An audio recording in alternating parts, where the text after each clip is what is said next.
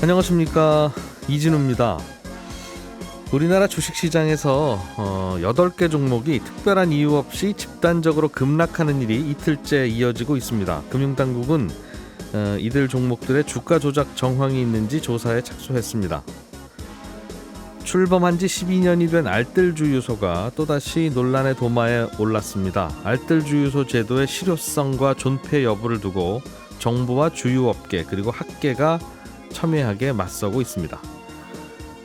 우리나라의 지난 1분기 경제 성장률이 발표됐는데 작년 4분기와는 달리 다행히 플러스 성장을 하기는 했습니다. 수출이 부진했지만 민간 소비가 늘어난 역할이 컸습니다. 조금 전에 말씀드린 뉴스들 오늘 자세하게 분석하고 전해드리겠습니다. 4월 26일 수요일 손에 잡히는 경제 바로 시작합니다. 놓치면 안 될 만한 경제 뉴스들 모아서 정리해드리겠습니다. MBC의 양효걸 기자, 손에 잡히는 경제 박세훈 작가, 그리고 여기에 서울경제신문 서은영 기자까지 함께하셨습니다. 어서 오세요. 네, 안녕하세요. 아침에 뉴스 한 서너 개 전하면서 이렇게 3명이 모일 일인가 하는 생각을 가지는 청취자분들도 계시긴 할 텐데 뉴스 하나하나가 너무 중요하기 때문에 전문성을 살리기 위해서 하루에 뉴스를 2개씩 하기에는 너무 어렵다. 네, 생각이죠. 박 작가님, 이 소식부터 좀 한산하게 들어보겠습니다. 우리나라 1분기 경제 성적표가 발표됐던데 어떻게 나왔습니까? 최악은 면했지만 웃을 수는 없는 그런 성적이 나왔거든요. 1분기 경제 성장률이 전분기 대비 0.3%를 기록했는데 작년 4분기 성적표가 마이너스 0.4%였어요. 그래서 지난 1분기도 혹시 역성장을 하면 어쩌나 하는 우려가 많았는데 다행히 플러스 성장을 하긴 한 겁니다. 2분기 연속으로 마이너스 성장률이 나오면 그걸 경제학 교과서에서는 경기 침체 이렇게 정의를 하는데요. 1분기 성장률이 소폭이지만 상승을 하면서 숫자상으로는 어쨌든 경기 침체 우려는 좀 누그러졌는데 0.3% 성장이라는 숫자는 여전히 좀 걱정인 그런 숫자입니다. 2개 분기 연속 마이너스 성장을 간신히 막은 건 민간 소비가 좀 살아나서 그런 건데 최근에 대면 활동이 좀 늘어나면서 지난 4분기 대비 소비가 좀 는 겁니다. 근데 우리가 경제 성장의 엔진이라고 흔히 부르는 사람 몸으로 치면 칼슘이라고 할 수 있는 수출하고 투자는 여전히 부진하거든요. 수출의 큰 비중을 차지하는 반도체 쪽은 회복 시점이 여전히 불투명하고요. 중국의 리오프닝 효과도 좀 제한적입니다. 특히 중국 성장률 자체는 최근에 이제 전망치를 웃도는 수준으로 나왔습니다만 중국 경제가 주로 내수 소비 위주로 회복이 되고 있기 때문에 우리나라에게 미치는 영향은 미미합니다. 그러다 보니까 우리나라의 앞으로 이제 2분기 성장률도 민간 소비 위주로 성장을 할 것 같긴 한데 민간 소비라는 게 어떤 업종이냐면 음식, 숙박, 문화, 레저 이런 쪽이거든요. 1분기엔 아마도 보복 소비 성향이 강하게 반영이 됐을 걸로 보이고 근데 이 얘기는 앞으로 구매력이 안 받쳐주면 즉 소득이 안 올라가면 다시 꺼질 가능성이 있는 겁니다. 게다가 우리 인구를 생각해 볼 때 내수 소비로 성장을 하는 건 한계가 뚜렷하고요. 그래도 상당히 불안한 성장 구조인데 이 말은 결국 수출이 살아나야 한다는 얘기지만 수출이 안 살아나고 싶어서 안 살아나는 게 아니기 때문에 걱정이라는 얘기가 나옵니다. 자동차 정도만 요즘 수출이 좀 잘 되는 것 같고. 그렇습니다. 오늘 말씀해 주신 숫자는 그러니까 전분기 대비 얼마나 성장했는지를 보여준 그렇습니다. 그 숫자인 거죠. 알겠습니다. 수출과 투자가 칼슘 같은 거다. 그런 말이 인상적이네요. 이렇게 수출이 잘 안 되면 나라 경제가 골다공증에 걸린다 그 그렇습니다. 말이죠. 튼튼해지기 힘듭니다. 이거 좀 좋아져야 될 텐데 말이죠. 알겠습니다. 양효걸 기자님, 이게 요즘 주식시장에서는 어제 오늘 이게 굉장히 뜨거운 이슈던데. 네, 맞습니다. 별로 공통점은 없어 보이는 8개 종목의 주가가 거의 뭐 비슷한 시간대부터 갑자기 하한가를 시작하더니 월요일도 그렇고 어제도 그렇고 뭐 이틀 연속의 하한가 쇼크가 있었는데 한 2개 종목 살아남고 8개 종목 중에 6개 회사가 어제도 하한가를 기록하면서 장을 마감했습니다. 하림지주와 다올투자증권은 하한가를 피했지만 역시 그 소시에테 제네랄, 그러니까 SG증권에서 팔자 주문이 쏟아졌고요. 6개 종목은 뭐 개장과 동시에 하한가 보이면서 장이 끝날 때까지 회복을 하지 못했습니다. 그리고 이틀 연속 하한가 사태가 이어진 거고 월요일 첫날 하한가를 보이면서 해소되지 않았던 물량이 어제 장까지 이어진 것으로 보고 있고요. 이 대부분의 하한가 종목이 지난 반년간 꾸준히 올랐던 상승분을 단 이틀 만에 반납을 다 하고 거의 반토막 이하로 떨어졌습니다. 하기야 하루에 30%씩 내릴 수 있는 거니까 뭐 이틀이면 거의 뭐 70% 넘게 떨어질 수 있는 거죠. 맞습니다. 70%까지는 아니군요. 30% 떨어진 다음 가격에서의 또 30%니까 약 한 이틀이면 50% 반토막이 날 수 있는 그런 가격인데 왜 갑자기 이런 일이 벌어졌는지 의견은 분분했잖아요. 어제는 네. 뭐 CFD 계좌라고 하는 곳에서 쏟아진 네. 것 같긴 한데 이유는 여전히 모르겠다 정도였는데 일단 지금까지 정리된 원인이 크게 이제 두 가지로 좁혀지고 있는데 첫 번째가 어제도 좀 설명을 드렸던 파생 상품 중 하나인 CFD, 그러니까 차액 결제 거래 반대 매매 매물이 나오면서 주가가 확 떨어졌다는 분석이고요. 주식을 직접 사지 않고 증권사를 통해서 하면서 사고 팔 때 생긴 수익만 투자자가 가져가는 파생 상품이죠. 그래서 고위험 상품인데 이 거래 대금의 40%만 증거금으로 내면 거래가 가능하기 때문에 레버리지도 가능합니다. 그래서 일종의 B2 상품인데 그랬다가 주가가 떨어졌든 어떻게든 증거금을 못 내고 네. 반대 매매가 쏟아졌다는 추측이었죠. 맞습니다. 그래서 특히 이제 월화 이틀간 쏟아졌던 매물이 바로 외국계 증권사 소시에테 제네랄 창구에서 쏟아져 나왔기 때문에 이 CFD 계좌가 이제 지목을 당했던 거고 문제는 이 회사들이 그동안 2, 3년간 꾸준히 가격이 올랐던 종목들이거든요. 아까 말씀드린 반대 매매는 이제 가격이 떨어지고 손해가 크게 나면서 급하게 이제 손절하면서 이루어지는 건데 최근에 이제 별다른 악재가 없었기 때문에 약간 설명이 어려운 부분도 있긴 있습니다. 갑자기 왜 반대 매매가 나왔겠느냐 그런 얘기죠. 네, 그래서 과연 이게 반대 매매라고 한다면 그걸 가정한다면 뇌관이 그러면 어떤 종목에서 터진 거냐 이런 거에 대한 추측이 나오고 있습니다. 주가가 좀 내리다가 쏟아지면 이제 주가가 내려서 뭔가 증거금이 더 필요했는데 못 막았구나 할 수 있는데 이 손실 구간으로 진입하면서 반대 매매가 일어났다 이렇게 이제 설명이 가능한데 별로 내리지도 않다가 갑자기 반대 매매 나왔다는 건 알겠습니다. 일단 그래서 이제 CFD에 대한 가능성도 있지만 역시 이제 시세 조정하고 주가 조작 얘기가 어제 하루 종일 계속 나왔는데 지금처럼 여러 종목이 일시에 하한가를 보인다는 게 어느 한두 명이 팔기로 했다 해서 가능한 게 아니지 않느냐 이런 해석이고요. 한 방향으로 같은 거래를 실행시킬 수 있는 집단에 의해 발생한 게 아니냐 이 설명입니다. 이번 종목들이 상대적으로 어제도 말씀드렸지만 대주주 지분이 높아서 시중에 유통 물량이 좀 적기 때문에 상대적으로 시세 조정이 좀 취약한 거 아니냐라는 얘기가 나왔었고요. 어제 나온 언론 보도를 보면은 한 유명 가수도 이번에 뭐 수십억 원을 특정 세력에 맡겼다가 큰 손실 봤다 이런 증언이 나오기도 했었습니다. 그래서 이 보도에 따른다면은 일단 주가 조작 세력이 다단계 방식으로 의사 등 이제 전문직 투자자들을 모아왔고 이 급등시키면은 아무래도 주변 이목이 쏠리기 때문에 하루에 아주 조금씩 주가를 끌어올리면서 시기를 보아오다가 최근에 이제 수사망이 좀 좁혀오자 작전은 실행했다. 뭐 이렇게 이제 시나리오가 나오고 있는 거고요. 이와 관련해서는 금융당국이 조사에 착수를 했습니다. 보통은 이제 주가 조작이라는 건 한 뭐 짧게는 뭐 몇 주, 뭐 길게는 몇 달 정도에서 그냥 다 2배도 올리고 3배도 올리고 했다가 위에서 좀 털고 다시 내려오고 그런 건데 이 종목들이 만약 작전이라면 새로운 형태의 작전인 거다. 굉장히 참을성이 많은 작전이 하루에 1%씩 조금씩 올려서 이거 어느새 2배 올랐네. 뭔가 기업 주가가 제자리를 찾아가나 보다. 저평가되어 있던 종목이 그렇게 착각할 수 있는 그런 류의 작전이었다고 하더군요. 대부분 작전 세력이 굉장히 단기간에 시세 조정을 통해서 이익을 얻는 반면에 만약에 이게 만약에 조정이라고 하면은 그 한 2, 3년 기간의 불확실성을 다 감수하면서 작전을 했다는 내용이거든요. 그러면 굉장히 기획이 들어간 거다 볼 수가 있겠습니다. 다만 유통 물량이 너무 적으니까 그들이 팔지 않으면 팔 물량도 없어서 뭐 상대적으로 이게 오히려 작전하기 안전하다라고 생각했을 수도 있겠죠. 어쨌든 문제는 그래서 뭔가 주가가 오르는 것 같아서 따라 들어갔던 투자자들은 손해를 많이 보고 있겠네요. 이번에 이제 가장 큰 문제가 이번 하한가 사태가 증시 전반으로 지금 옮겨 붙고 있다는 건데요.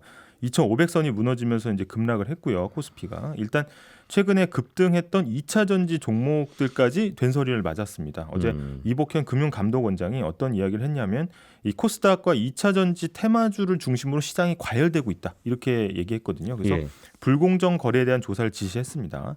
이 금감원장 발언이 알려지면서 2차 전지주들이 동반 하락을 했고요. 일단 증권사들도 이 B2 큰일 나겠다. B2에 대해 속속 조치들을 내놓고 있는데 이 삼성증권 등 주요 증권사의 경우에는 오늘부터 2차 전지 관련 종목의 신용대출 거래를 일부 막았고 증거금도 100%로 올리기 시작했습니다. 이 다른 증권사들도 하한가 보인 종목들에 대해서 신용거래 중지한 대비를 하고 있는데 사실 이제 거래소도 이틀 연속 하한가 쇼크를 보인 종목 가운데 일부 종목을 이게 조사를 해보니까 소수 계좌에 좀 거래가 집중됐다라는 이유로 투자 주의 종목으로 지정하기도 했는데 만약에 이 이상 거래가 추가로 계속 감지되거나 길어지면 더 높은 단계 지정이 가능하고요. 투자 경고나 위험 종목 단계까지 가면 이 거래가 일시적으로 정지될 수 있습니다.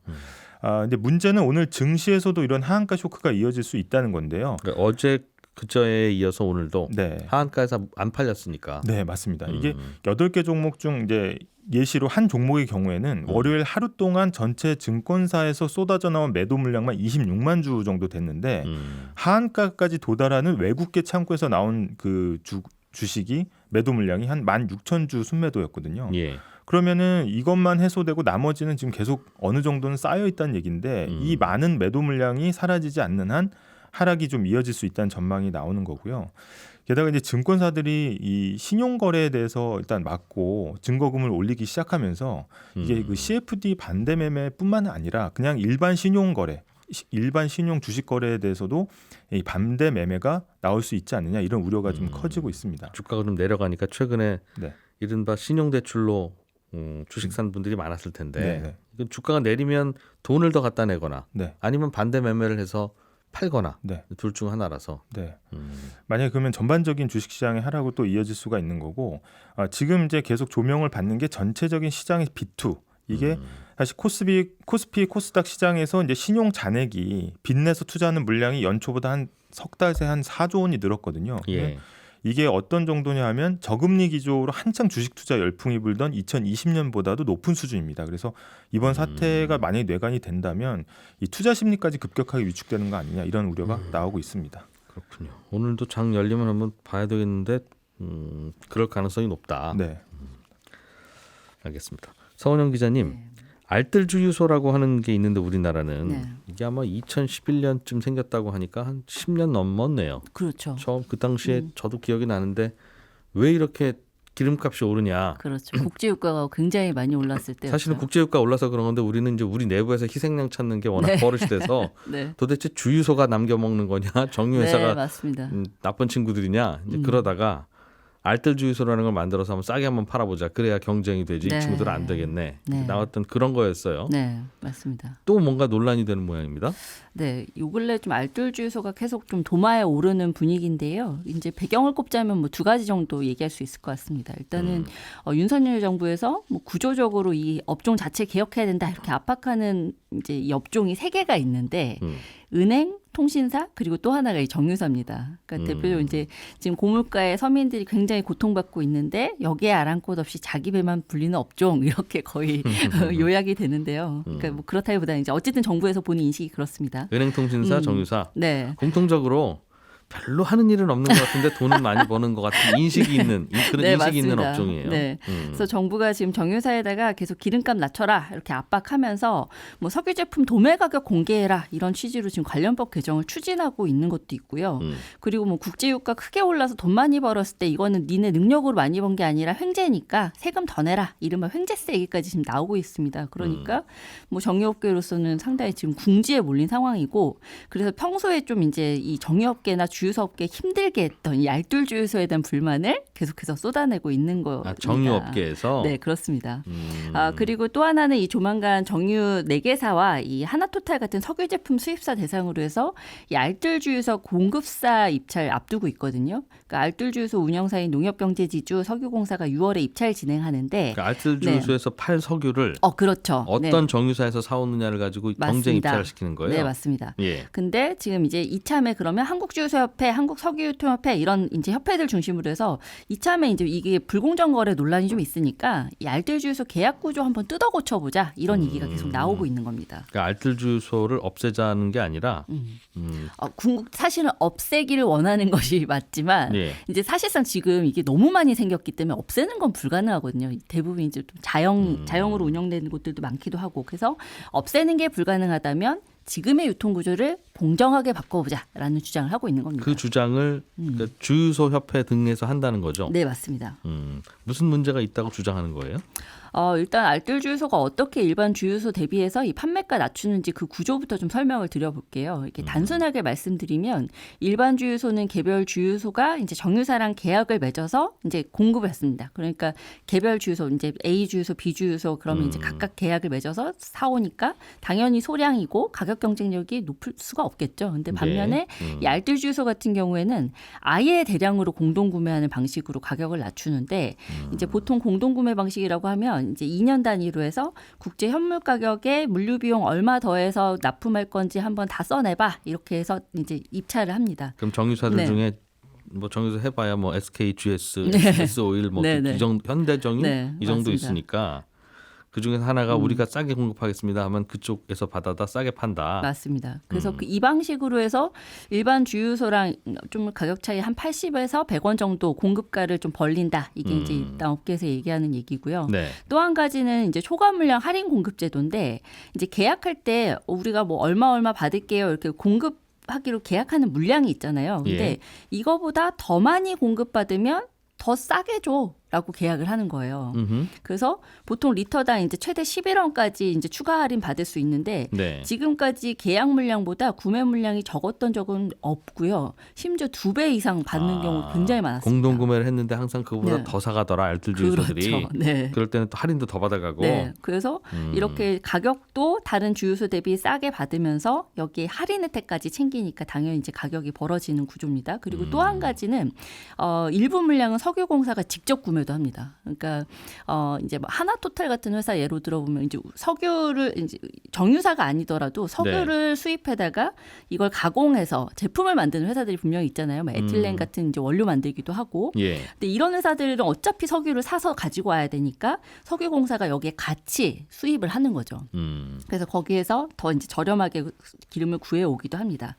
일단 주유소업계가 좀 문제 삼는 거는 이 초과 공급 시 할인가에 공급하는 방식입니다. 그러니까 이거 자체가 이제 형평성을 떨어뜨린다고 주장하고 있는 건데. 쉽게 말하면 네. 왜 저 친구들한테만 싸게 주냐? 그렇죠. 네. 게다가 이렇게 초과 공급 물량을 계속해서 이 알뜰 주유소가 우선적으로 가져가니까 일반 주유소 같은 경우에는 기름을 안정적으로 공급받는데 어려움도 있고 심지어 가격 차이까지 벌어지니까 이게 문제가 있다라고 보는 겁니다. 그리고 이 알뜰 주유소 사업자가 이제 농협경제지주, 한국석유공사, 한국도로공사 이 공통점이 정부 산하기관이죠. 예. 그러니까 일단 이 업계에서는 이거 가격 결정 단계에서부터 정부 입김이 작용할 수밖에 없는 구조인데 이게 정부 기관이라는 우월적 지위에 시장 독점적 지위 이런 것들 다 합쳐서 이렇게 무리한 거래 조건 내걸면서 거래하고 있는 거다. 이거 문제다라고 얘기를 하고 그러니까 있는 우리가 겁니다. 비싸게 받는 게 아니라 우리는 네. 처음에 그런 억울한 그 의혹을 받아서 네. 알뜰 주유소 출범할 때는 그냥 가만히 참았는데 네. 알고 보니까 알뜰 주유소에 석유 제품 공급하는 사실상 정부가 네. 정유사들 팔 비틀어서 싸게 받고 있다. 네. 그런 그러면 우리는 어떻게 경쟁하라는 네. 말이냐 그 얘기군요. 맞습니다. 허허.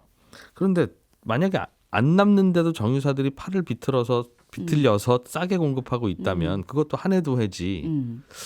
계속 공급하려고 하겠어요? 그래도 정유사들도 남으니까 알뜰 주유소에라도 팔려고 하는 거고. 분명히 장점이 있기는 합니다. 그러니까 당연히 정유사들도 이제 석유 제품을 수입해 올 때 많이 사올수록 가격 경쟁력이 있겠죠. 예. 그래서 이 공급사 입장에서는 알뜰 주유소라는 이 안정된 유통망 확보라는 장점이 분명히 있습니다. 그리고 그런데 이제 사실 이게 최저가 입찰 방식이에요. 그래서 제가 아까 국제 현물 가격에 어느 정도의 이제 물류 비용 같은 거 더해서 이제 입찰을 공급을 할 거냐 이런 식으로 네. 결정이 된다고 했는데 그러다 보니까 수익성이 계속해서 떨어지는 거죠. 그리고 국제유가가 크게 올라도 이 납품가를 변경할 수가 없으니까 남는 게 크게 없다라는 얘기를 하는 겁니다. 그래서 2019년에 입찰했을 때 실제로 2번이나 유찰이 됐어요. 그리고 3번째 입찰을 진행하고서야 겨우 공급사가 선정이 되기도 했고요. 안 나오니까 또 이제 정부가 가서 좀 입찰 좀 하세요 그랬겠죠. 다시 해보세요. 이렇게. 정유사들한테. 네. 알겠습니다. 그러니 결국은 뭐가 진실인지는 모르겠습니다만 알뜰 주유소를 공격할 만큼 주유소 업계가 좀 어렵다. 네네. 뭐 그런 걸로 해석하면 되겠어요? 네, 실제로 좀 수치상으로도 이게 주유소들이 요즘 얼마나 어려운지가 좀 나오는데요. 이제 알뜰 주유소 도입된 게 2011년인데 12년 만에 지금 알뜰 주유소 수는 1,305곳으로 늘었습니다. 이게 전체 주유소의 12% 정도 되는 건데 매년 늘고 있고 판매량 기준으로는 21% 정도 되거든요. 그런데 이렇게 알뜰 주유소가 늘어나는 사이에 매년 주유소 150곳 정도가 지금 폐업을 하고 있습니다. 작년 같은 경우에는 거의 200곳 가까이 문 닫았다고 하는데 이게 뭐 전기차 보는 사람들이 요즘 많아졌잖아요. 뭐 이런 것도 있고 영업 마진도 계속 안 좋아지는 게 이유다. 근데 이 영업 마진 왜 안 좋아지냐? 그 중에 하나가 바로 이 알뜰 주유소의 존재라는 거죠. 그러니까 이게 주변에 이제 알뜰 주유소가 있으면 일반 주유소도 살아남아야 되니까 마진을 줄이는 출혈 경쟁을 할 수밖에 없잖아요. 근데 이 알뜰 주유소가 주로 어디에 있냐 이렇게 거리 계산을 해보면 일반 주유소랑 거리 차이가 다 4km 이내에 있다라는 거예요. 그러니까 당연히 이제 이 경쟁 주유소들 입장에서는 신경을 쓰지 않을 수가 없다. 그래서 똑같이 또 개인이 운영하는데도 이 자영 알뜰 주유소도 있거든요. 그러니까 석유공사가 납품하는 곳 석유공사가 관리하는 곳은 다 자영, 이제 직접 개인 사업자들이 경영하는 구조인데 이 브랜드 주유소랑 수익 차이가 좀 날 수밖에 없는 게 석유공사 같은 경우에는 이 자영 알뜰 주유소에다가 물량 공급하는 과정에서 이익을 안 남깁니다. 그러니까 브랜드 주유소들은 뭐 수수료도 내야 되고 석유도 비싸게 사오는데 여기서 경쟁력이 벌어질 수밖에 없는 구조라는 거죠. 그렇군요. 알뜰 주유소. 그러고 보니까 요즘 공격받는다는 그 통신사 그리고 주유소, 은행 세 개 중에 통신사랑 주유소는 진짜 알뜰이 있네요. 네, 그렇네요. 알뜰 주유소, 네, 맞습니다. 알뜰폰. 은행도 이제 알뜰 은행만 나오면 네, 맞네요. 원래 인터넷 은행들이 알뜰 은행 하라고 나왔던 그렇습니다. 것 같기는 한데 아직은 좀 자리를 잘 못 잡는 것 같기도 하고. 그렇습니다. 박 작가님, 그 미국에서 또 은행 위기 얘기가 좀 나옵니까? 이번엔 퍼스트 리퍼블릭이라는 은행 얘기인데요. 이게 얼마 전에 파산한 실리콘밸리 은행이어서 두 번째로 파산할 가능성이 높다 이렇게 알려졌었거든요. 근데 미국 정부도 나서고 다른 대형 은행들도 좀 도와주고 하면서 위기를 넘기나 싶었는데 어제 발표된 1분기 실적을 봤더니 작년 말보다 예금이 130조 원 조금 넘게 빠져나갔습니다. 1분기 말 기준으로. 그렇습니다. 작년 말 예금 잔액이 236조 원이었으니까 거의 절반 정도 빠져나간 건데요. 근데 고객들이 현금을 인출한 규모가 예상보다 훨씬 더 컸던 겁니다. 그러면서 이 은행의 주가도 크게 떨어졌고요. 앞으로 계속 더 빠져나가면 어쩌나 하는 걱정들이 다시 커지고 있는데 이 퍼스트 리퍼블릭 은행뿐만 아니라 다른 중소은행들에서도 예금이 계속 빠져나가고 있거든요. 빠져서 잠깐 MMF로 나가든가 아니면 뭐 큰 은행으로 다시 돌아가든가 그렇습니다. 그러고 있다죠? 네. 근데 일단 이렇게 빠져나가면 뱅크론으로 파산을 하는 사태가 또 일어날 수도 있고요. 어떤 작은 은행들은 그렇습니다. 다행히 뱅크론까지는 안 가더라도 예금이 줄면 은행이 대출을 좀 못하게 됩니다. 근데 미국은 작은 기업들 대부분이 중소은행에서 대출을 받거든요. 그런데 이런 은행들이 대출을 줄이게 되면 이제 중소기업들의 경영난으로 이어질 수가 있다는 거죠. 은행은 은행대로 또 수익이 나빠질 거고요. 그러면 미국 경기가 지금 가뜩이나 안 좋은데 더 안 좋은 방향으로 갈 수도 있습니다. 근데 이 얘기가 다른 나라도 아니고 미국이기 때문에 미국 경기가 나빠지면 그게 돌고 돌아서 우리에게도 좋지는 않을 거라서 주목을 받은 뉴스였습니다. 그래서 이게 이제 3월 말 기준이니까 그때는 한참 미국의 은행 위기가 매일매일 그 언론 지상에 뭐 머릿 기사로 보도되던 그 시기라서 맞습니다. 지금은 어떤지 한번 살펴는 봐야 될 것 같기는 한데 맞아요. 은행이 안정되지 않으면 이거 뭐 또 사실은 은행 망하는 게 걱정이 아니라 은행이 안 망하고 버티면서 대출을 안 해주는 게 사실은 그렇습니다. 걱정이죠. 그렇습니다. 은행 하나쯤 그냥 문 닫아도 그냥 닫는가 보다 하면 되긴 되는데 그래서 아직은 좀 지켜봐야 되는 거다 이 말이군요. 그렇습니다. 오늘도 양효걸 기자, 서은영 기자, 박세훈 작가 이렇게 세 분과 함께했습니다. 청취자 여러분들과도 당연히 함께했고요. 저는 이진우였습니다. 내일 아침 8시 30분에 뵙겠습니다. 고맙습니다.